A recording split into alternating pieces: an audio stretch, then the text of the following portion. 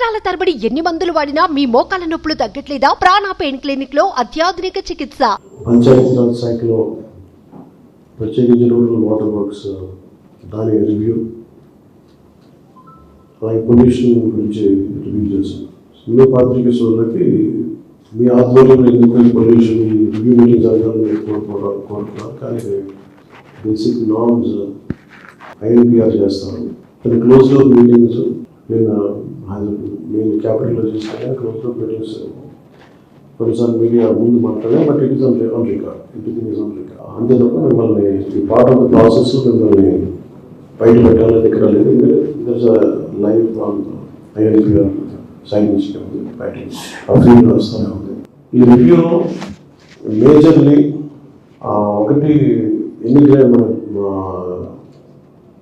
మనకి జలజీవన్ మిషన్ సంబంధించి కానీ ఎలా ఉన్నాయి, పంచాయతీలు ఎన్ని పంచాయతీలకు నీళ్ళు వస్తున్నాయి సరిగ్గా, జలజీవన్ మిషన్ ఎంతవరకు సక్రమంగా అమలైంది, ఇలాంటివన్నీ రివ్యూ చేస్తున్నప్పుడు ఒకటి మటుకు కొంచెం ఇంట్రెస్టింగ్ అనిపించింది. ఏంటంటే దీంట్లో ఇన్ని సంవత్సరాలు పంచాయతీలకు నిధులు రావట్లేదు, జిల్లా జడ్పీలకు కానీ పంచాయతీలకు కానీ మండల పరిషత్ నిధులు, దాంట్లో మేజర్ ఉన్న రెవెన్యూ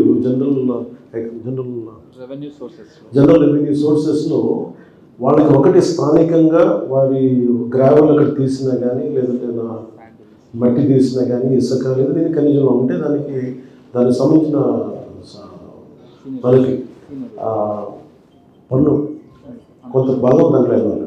ఉమ్మడి గోదావరి జిల్లా నుంచి, తూర్పు గోదావరి జిల్లా నుంచి దాదాపు 1000 కోట్లు ఈ నివేదికలో మనకు అర్థమైంది ఏంటంటే కేవలం ఇసుక మీదే, ఇంకా డీటెయిల్ రిపోర్ట్ కాదు, జస్ట్ కేవలం ఇసుక మీద ఉమ్మడి గోదావరి జిల్లాలోనే కలెక్టర్ గారు పక్కన కూర్చొని ఆయన అనుభవాన్ని తీసుకొని అర్థమైంది ఏంటంటే 1000 కోట్లు ఈ 5 సంవత్సరాల్లో ఉమ్మడి గోదావరి జిల్లాలో కనీసం, ఇది జస్ట్ ఇంకా లోతుకి వెళ్ళలేదు, జస్ట్ పైన టచ్ చేసి మాట్లాడుతుంటేనే 1000 కోట్లు సంవత్సరానికి వర్త్ ఆఫ్ ఇసుకని తీసాయి.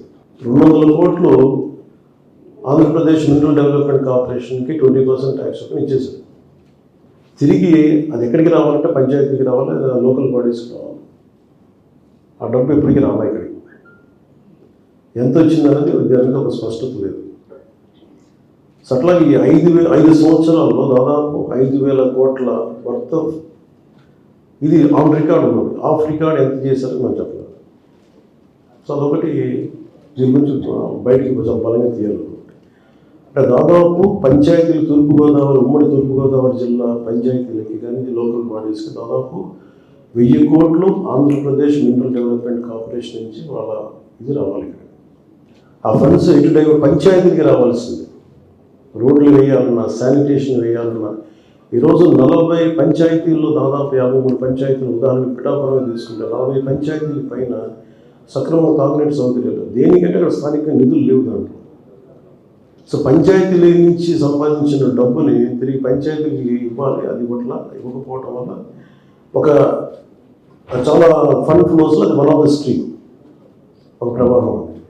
అట్లా చాలా మల్టిపుల్గా చూస్తూ ఉంటే చాలా మల్టిపుల్ ఫ్లో ఆఫ్ ఈ ఫండ్ రైజింగ్లో చాలా ఇబ్బందులు ఉన్నాయి, సరిగ్గా చేయలేదు. సో వీటన్నిటి కొంచెం డీటెయిల్గా చేసుకుని దీనికి ప్రాపర్ రిపోర్ట్ మీకు ఒక 2 days ఒక 4 గంటల్లో ఒక కలెక్టర్ షణ్మోహన్ రెడ్డి మాకు నివేదిక ఇస్తుంది. I will take it forward cabinet, మీకు కూడా తెలియజేస్తుంది.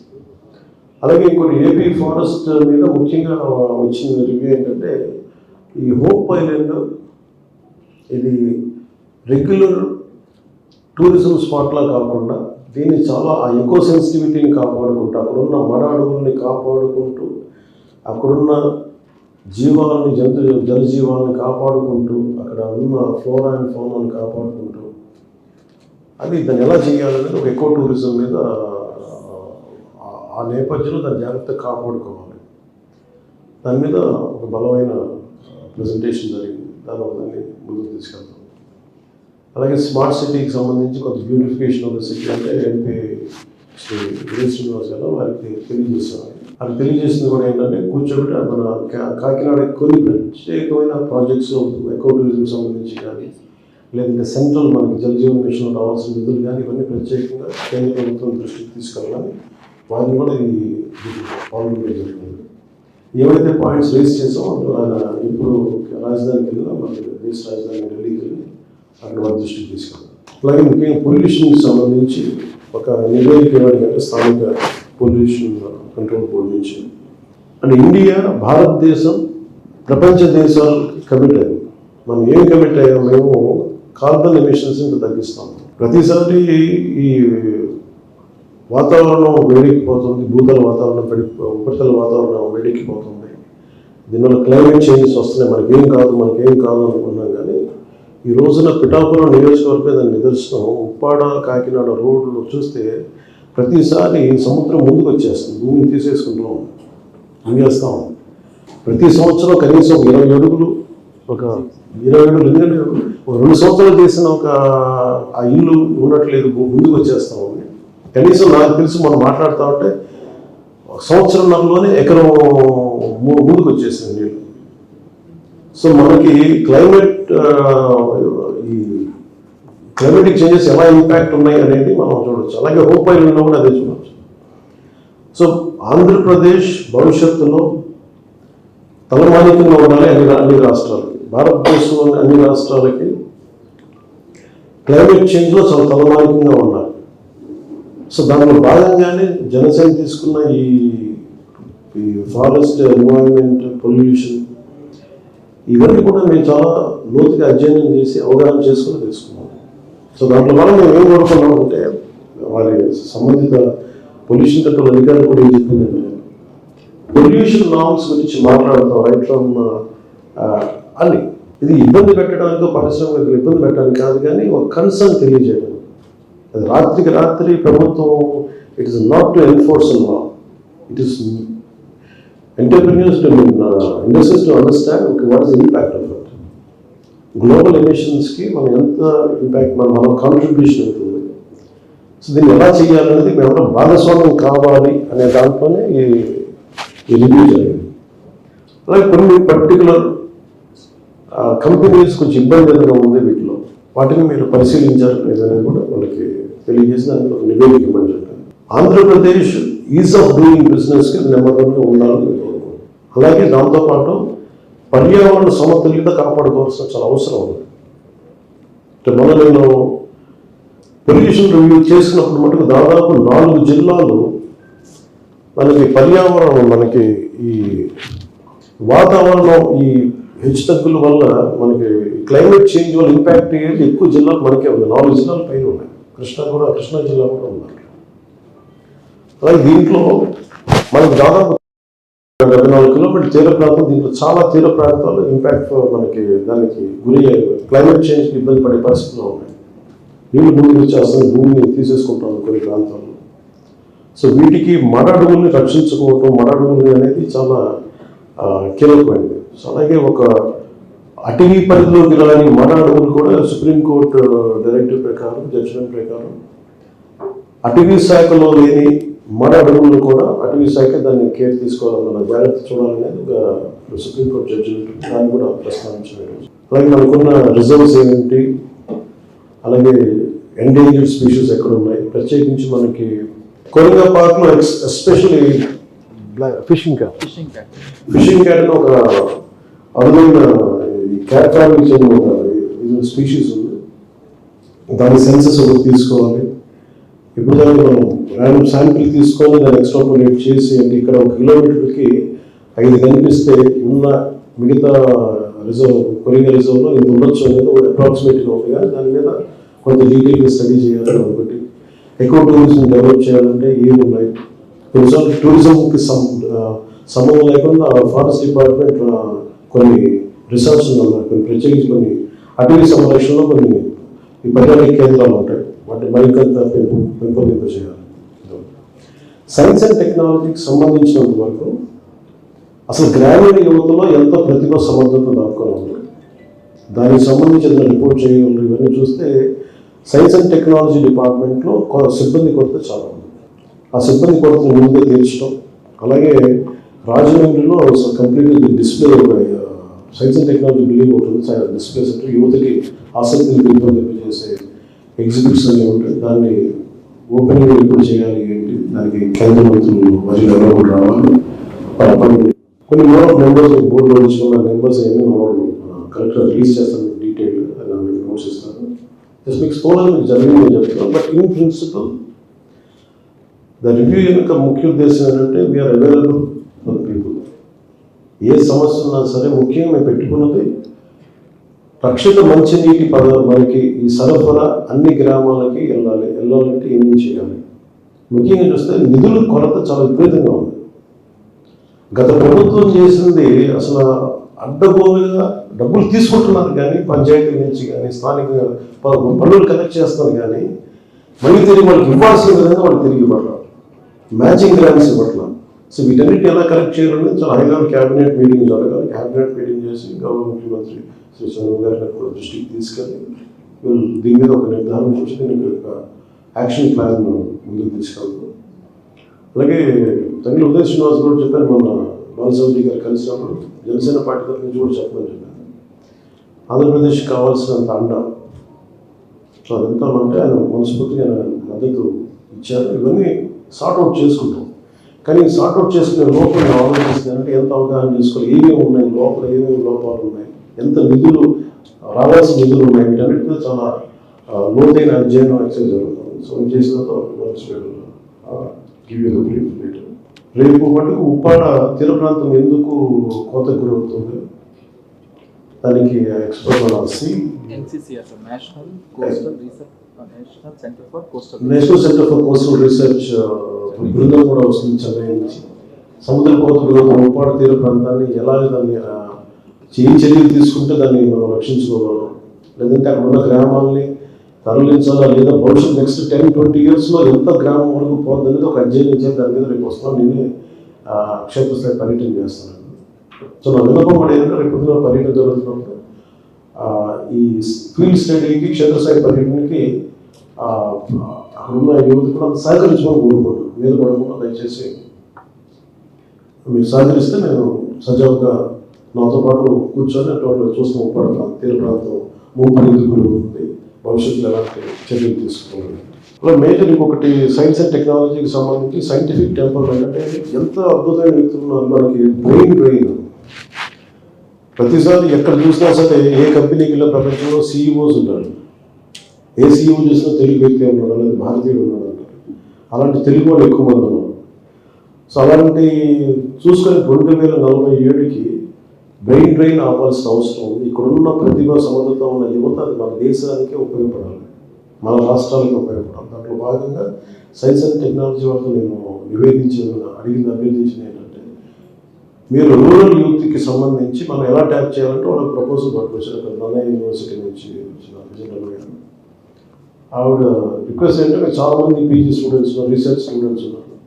వాళ్ళందరినీ తీసుకొని మేము ఉదాహరణకి ఉప్పాడ తీర ప్రాంతానికి ఎక్కడో ఉన్నాయి మన విదేశాల నుంచి ఇక్కడి నుంచి కంటే కూడా పక్క రాష్ట్రం నుంచి కూడా అసలు మనలో ఉన్న రీసెర్చ్ బెండ్ ఉన్న వ్యక్తులను చూస్తే దీనికి సంబంధించి అనేక మన వైజ్ఞానిక రంగం కానీ లేదంటే అగ్రికల్చర్ కావచ్చు, రకరకాల విభాగాల్లో వారి అనుభవాన్ని లేదంటే వారి రీసెర్చ్ ఓరియంటెడ్ ఎబిలిటీ వారి యాప్టిట్యూడ్ మనకి ముందుకి మన కంట్రిబ్యూట్ చేయడం కోరుకున్నాం. So we have meeting and Mangalagiri in future with students who are willing to support for this program. So, అలాగే నిన్న ప్రత్యేకించి మనం మీ దృష్టి కూడా తీసుకొస్తున్నాం. ఇందాక మీరు లేరు, అది ప్రత్యేకించి ఒక పర్టికులర్ టైంని ఫిక్స్ చేసుకుంటే నిన్న మనం మీకు సో అమ్మాయి భీమవరం వాస్తవ్యులు వాళ్ళ మదర్ వచ్చి వాళ్ళ ఇంకొక కూతురుని తీసుకొచ్చి ఇట్లా నా బిడ్డని 9 నెలల క్రితం కిడ్నాప్ చేయాలని తీసుకెళ్ళిపోయారు. తేజస్వి పాప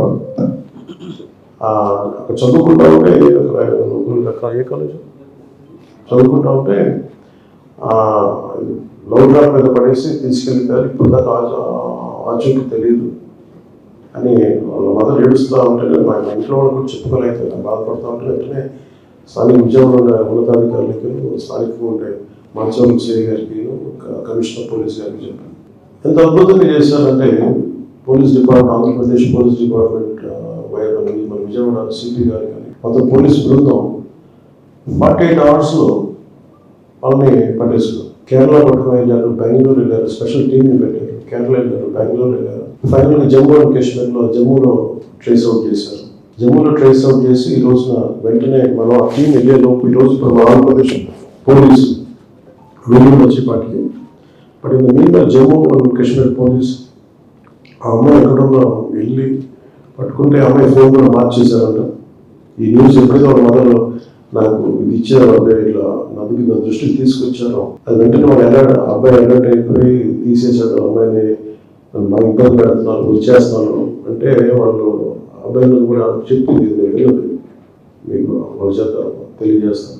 మీరు ఉన్నామో తెలియజేస్తే కూర్చోబెట్టి చెల్లెలు రోజు అంటే అసలు తెలియజేశారు, భయంగా ఉందంటే వాళ్ళ చెల్లెలు అయ్యా అవ్వదు మీరు వచ్చేయండి అంటే పోలీసు ఇద్దరు విడిగా పట్టుకొస్తున్నారు. ఇప్పుడు ఇక్కడికి ఏం జరిగింది దీని వెనక కారణాలను వెతుకుతారు.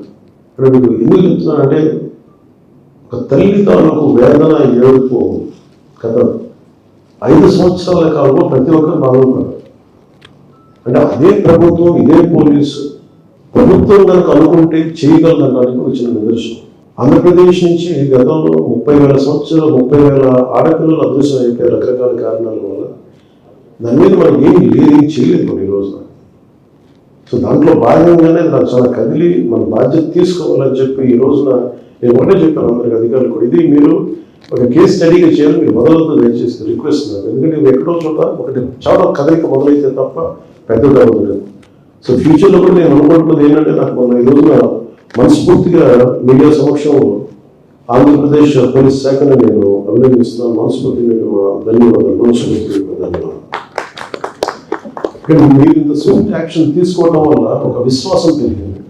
అలాగే ఆడపిల్లలు తల్లిదండ్రులకు కానీ ఆడపిల్లలకు కానీ ఎవరికైనా సరే ఈ లవ్ ట్రాప్స్ ఏదైనా వేసి మిమ్మల్ని ఇబ్బంది పెడుతుంటే మీరు మన సరైన వ్యక్తులా లేదా అనేది మీరు ఎప్పటికప్పుడు చాలా జాగ్రత్తగా చూసుకోవాలి.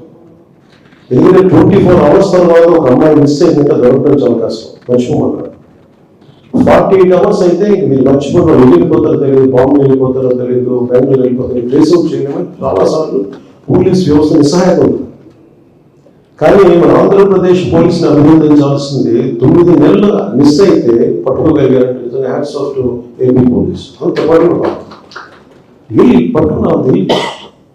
నాకు సర్ప్రైజ్ అనిపించింది. నాకు మిడ్ నైట్ చెప్పాను ఇట్లా వచ్చింది ట్రేస్ అవుట్ చేసాం అని అంటే నేను వెంటనే రేపు రివ్యూ మీటింగ్ మధ్యలో మాట్లాడతానని చెప్పాను.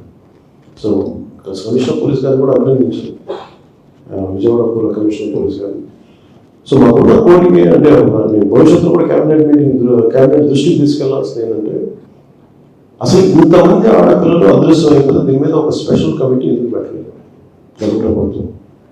ఇప్పుడు మనం ఏం చేయాలి, ఇది ఉన్నతి పోలీసు ఉన్నతాధికారులతో మాట్లాడి దీనికి ఒక సమగ్రమైన ఒక సెల్ ఏదైనా కావాలి, ఒక స్పెషల్ సెల్. ఎందుకంటే చాలా కష్టం, ప్రతి రోజు చేయలేదు, మనకి ఉద్యోగాల్లో మనం నింపలేకపోతున్నాం. ఉదాహరణకి ఫారెస్ట్ డిపార్ట్మెంట్లో మేడం ఎన్ని ఉద్యోగాలు షార్ట్ ఆఫ్ 170, అదే తక్కువ, బట్ 50+ షార్టేజ్ ఉంది. దాంట్లో DM4 నుంచి beat officer, forest beat officer దాకా. అలాగే ఏ శాఖలో తీసుకున్నా కానీ సిబ్బంది కొడుతుంది, దాన్ని ఎలా చేయాలి. అలాగే పోలీస్ శాఖకు వచ్చేటప్పటికి అందరికీ, నాకు కూడా పోలీసు అధికారులకి నాకు లోడ్ పెంచడం నాకు ఇష్టం లేదు. ఒక వ్యక్తి ఎన్ని పనులు చేయగలరు, ఎన్ని కేసులు హ్యాండిల్ చేయగలరు. సో అది కూడా నేను అర్థం చేసుకొని చాలా సున్నితంగా చాలా అర్థం చేసుకొని మాట్లాడాల్సి వస్తుంది. కానీ దీనికి ఎక్కడో కొంత సంఖ్యాబలం పెంచాలి ఖచ్చితంగా. పోలీసుకి నిధులు కొరకు ఉంది, వీటి గురించి ఆలోచించాలి, వీటి గురించి చర్చ జరగాలి, నిధులు రావాలి, లోపలికి పెట్టుబడులు రావాలి. అండ్ లా అండ్ ఆర్డర్ చాలా బలంగా ఉంటాయి తప్ప పెట్టుబడులు ఉండవు. ఇది ఇన్వెస్ట్మెంట్స్ని ఎంకరేజ్ చేసే అక్కడ చర్యలు తీసుకుని దాంట్లో ప్రైమరీ లా అండ్ ఆర్డర్. ఇక్కడ ఎవరు వచ్చిన ఆంధ్రప్రదేశ్కి సుభిక్షంగా ఉంటారు, ధైర్యంగా ఉంటారు, సురక్షితంగా ఉంటారు అనిపించుకునేలాగా ఉండాలి. సో దాంట్లో భాగంగానే ఒక ఆడపిల్ల అదృశ్యం అయిపోతే 9 నెలల్లో క్రితం అదృశ్యమైన ఒక ఆడబిడ్డని less than 72 hours trace out చేసి పట్టుకున్నారు. అంత కెపాసిటీ ఉన్న పోలీస్ డిపార్ట్మెంట్కి, మన ఐపీఎస్ అధికారులకి, మన ప్రతి పోలీస్ డిపార్ట్మెంట్ వ్యక్తికి. సో దాన్ని సద్వినియోగం చేసుకొని ఒకటే ప్రపోజల్ భవిష్యత్తులో పెట్టాలనుకుంటున్నాం. స్పెషల్ సెల్ ఎస్పెషల్ మిస్సింగ్ కేసులకు సంబంధించి, ఎందుకంటే ఇది హెవీ హ్యూమన్లీ ఇంపాసిబుల్. అంతమంది 34 ఆడపిల్లలు మిస్ అయిపోతే ప్రతి కేసుని ఎప్పటికప్పుడు కొత్త రిజిస్టర్ అవుతాం, ఇవన్నీ పట్టుకోవడం కొంచెం సమయం పడుతుంది. బట్ ట్రేసింగ్ చేయడానికి చాలా బలంగా నిర్ణయం తీసుకున్నాం. సో భవిష్యత్తు దీన్ని తీసుకెళ్తానని తెలియజేసుకుంటాం. ఈ రివ్యూ మీటింగ్స్ అందించిన అధికారులందరికీ, అన్ని డిపార్ట్మెంట్ అధికారులందరికీ ధన్యవాదాలు తెలియజేసుకుంటాం. ముఖ్యంగా కాకినాడ జిల్లా కలెక్టర్